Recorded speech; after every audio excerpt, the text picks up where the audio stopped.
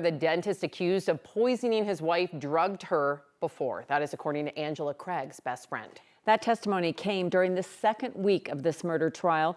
The jury also heard testimony today from doctors and nurses who say Angela's condition crashed during a hospital visit shortly after her husband was in the room alone with her.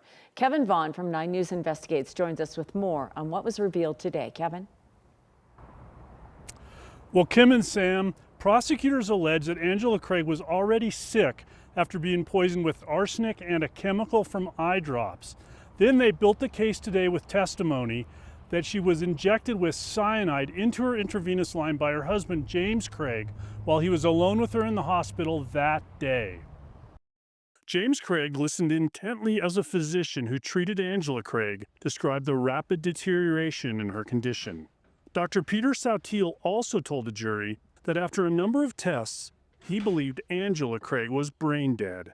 He described sharing that news with James Craig and being surprised by the dentist's response. His words were to the effect, "That's unfortunate." Dr. Sautiel also said he asked James Craig whether he wanted doctors to continue life-saving measures. "We should stop," Craig allegedly said. "She would want us to stop." Dr. Sautiel also told the jury he found that last answer unusual. Angela Craig, he said, was a young, seemingly healthy person, and he was surprised that her husband's first reaction was to say, "Stop all treatment now." Live in Arapahoe County, Kevin Vaughn, 9 News. Kevin, damning testimony last week and more this week, and also a best friend that testified. We mentioned that briefly. I'm always curious about what a best friend would say. They seem to know us in a different way than sometimes a spouse. Yeah, it was interesting. This friend has known Angela Craig, and their husbands have known each other since they were in dental school together more than 20 years ago.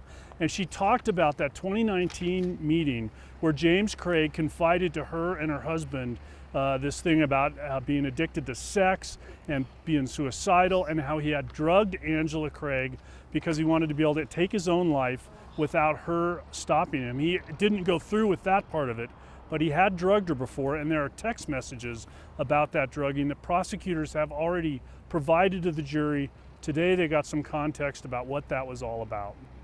Oh my goodness. Well, you have much more for us coming up, we know. Thank you very much, Kevin Vaughn reporting.